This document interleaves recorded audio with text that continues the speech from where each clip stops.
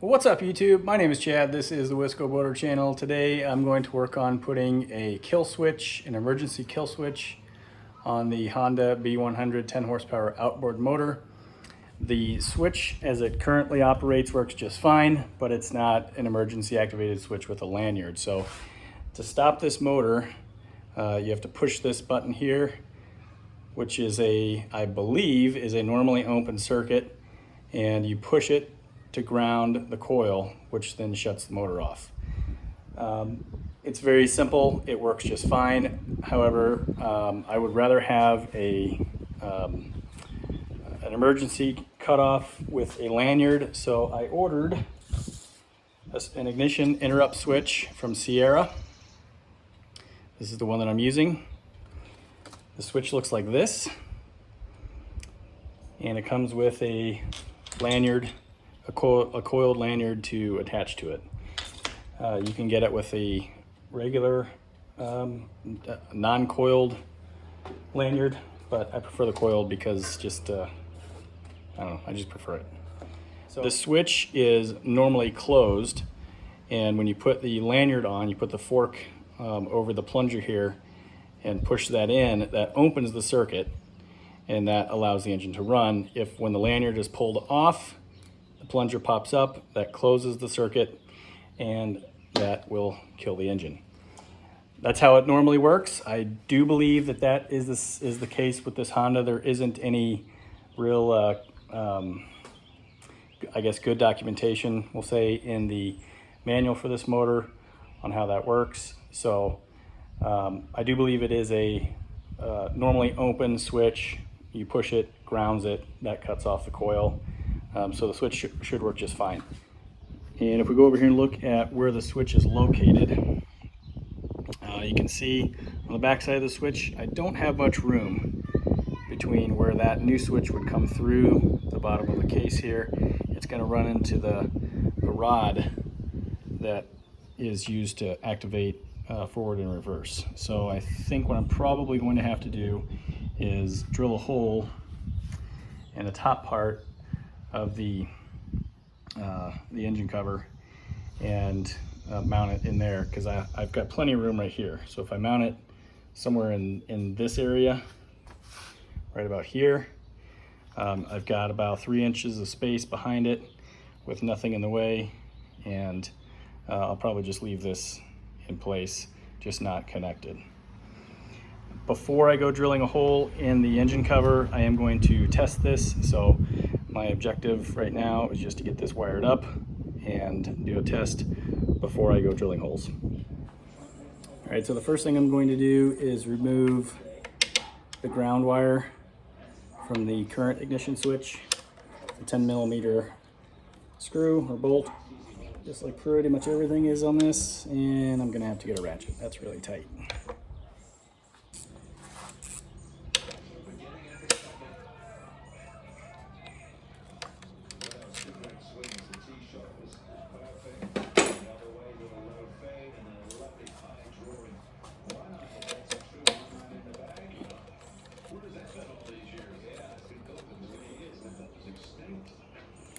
On my motor, the only thing that's on this post is the ground wire for the ignition kill switch. So that's disconnected. And then I need to take the nut off of the black wire that goes to the ignition coil. I'm just going to set this in place for now. Not very far, just put it back in so I know exactly where it goes. Now this little nut is very, very small. That's an 8mm.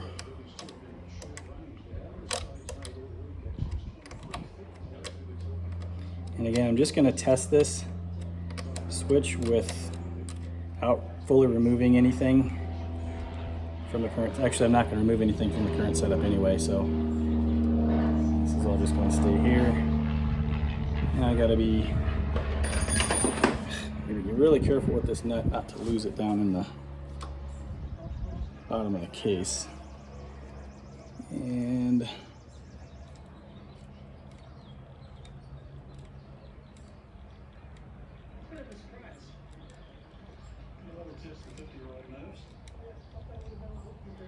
Okay. And then for the lock washer, I'm going to get a magnet. Just to be sure I don't lose that. Okay, then we'll take the ignition coil wire off. And then what I'll do with the new switch is just alligator clip this or somehow attach this to the correct side of the new switch. I need to make up a ground wire to test with. So I'm going to do that, and then I'll come back and see if I can get this thing to do what I want it to do.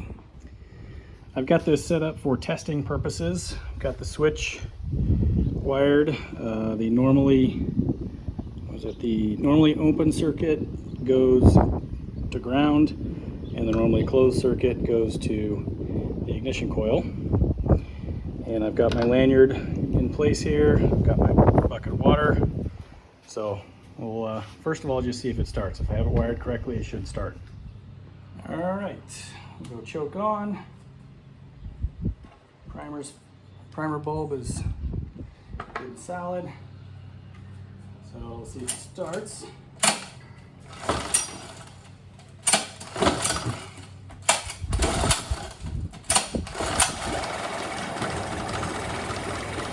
Okay, starts.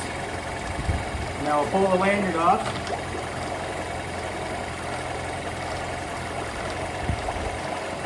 Actually, we'll let it run for just a second here.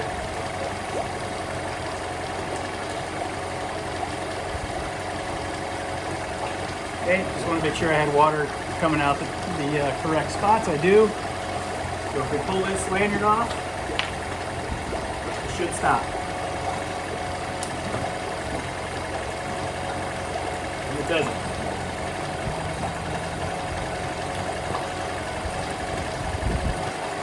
All right, hold on.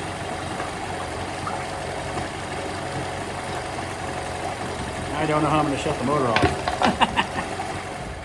Okay, well, I did have one of the terminals in the wrong spot. This being an old Honda, the wiring instructions aren't exactly for this motor. They're for newer motors. So I had the coil side of the wire on a normally closed pin. Moved it over to just barely touched the other normally open pin, and it died. So, and just to show what the instructions say on the switch, so this is the section for outboard wiring. You can see they do call out a normally closed pin and a normally open pin, black wire that goes to the coil, and the other side goes to ground. This did not work in my case with this old Honda.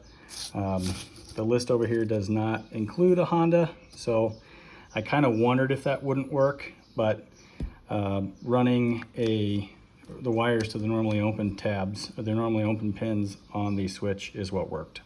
Let's start the motor back up. Should fire up with the plunger closed, the fork is in place.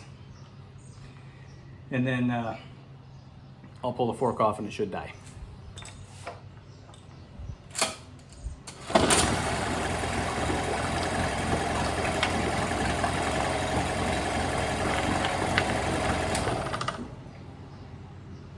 All right, that is wired correctly. Let me show you. I'm trying to protect from the wind noise here. The wind just kind of picked up a little bit.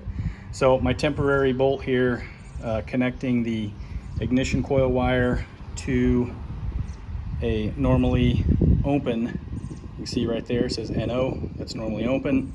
The other side of the switch is also normally open, NO. And that wire then goes to the ground post right there. So wired up that way, the emergency kill switch works just fine. So now that I know that works, I'll proceed to drilling a hole in the top of the cowl. And like I said, I'm just gonna leave this here because there's no reason to move that. It'll look kind of stupid with a hole in place, but it's not connected to anything and serves no function. The old ground wire that's connected to the switch, I'll probably just snip it off down by the other post there, because this serves no function anymore. All right, now I'm going to splice the ignition coil wire to the new wire on the new emergency kill switch. Pretty simple process. I'm sure you've seen this before. Just using a butt splice.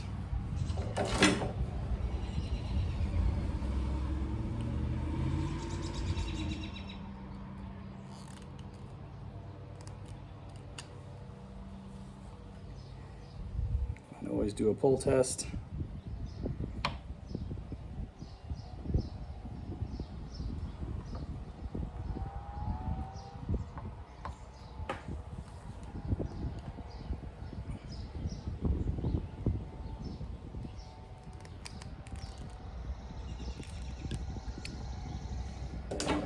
And I always do 2 crimps, one on the wire and one just about 2 to 3 millimeters back of the exposed wire, just to grab some of the protective sheeting.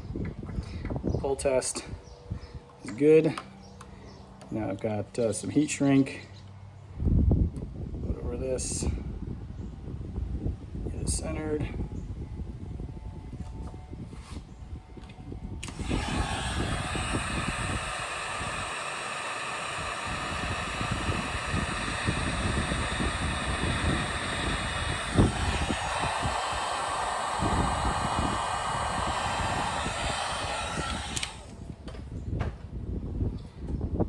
So now we're wired to the ignition coil and to ground, and all I have to do is, well, I'll take the plug, or I'll take the switch off. I'll pull these tabs out of the way. And I don't think it matters which side they go on. They're both normally open, but I am going to put a little mark right here so I know that this one goes on that side, just because that's where I had it. I know it works there. So we'll get the switch out of the way, and then I'll have to drill the hole in the cowl to install the switch. And the only bad part about doing it this way, putting a hole in the cowl, is obviously you've got wires now that tether the cowl to the bottom part of the engine here.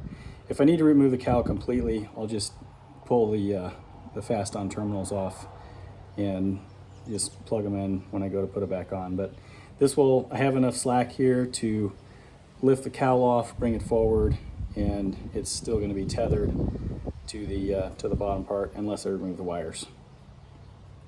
So I'll get this marked and pull these off, and then we'll drill the hole in the cowl, mount the switch. Okay, I've got the hole made in the cowl. I didn't video this because it's simply just drilling a hole and then filing it to shape.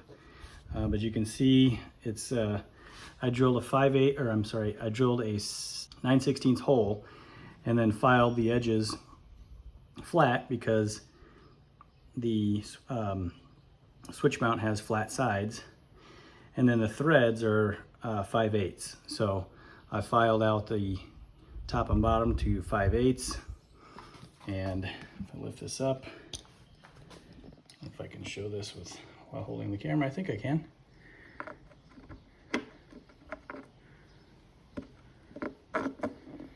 Fits in just perfectly. And those flat sides keep the switch from rotating. It locks it in place.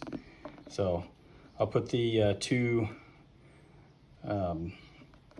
mounting nuts on, probably mount it somewhere around at that depth, and then we'll hook everything up and get the thing started again and make sure everything works. Okay, I've got the switch in place, and I will connect the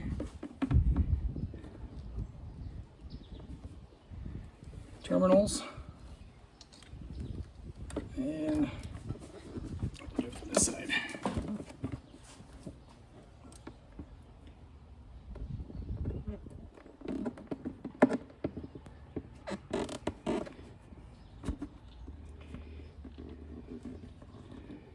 Let's see here.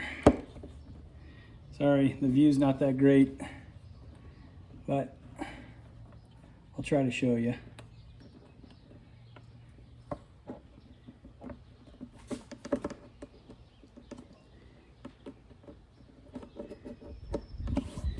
Okay, so the wires are connected, and I'm not going to be able to show you, but they are connected, and we'll set the cowl in place, lock it down.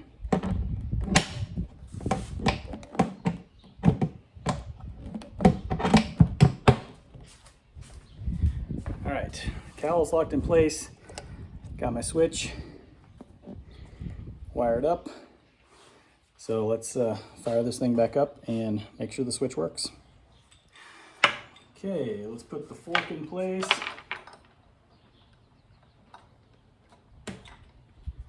Okay. Bring out here to the side because I'll pull it away that way. So I don't think I'll need to choke it. It should start right up.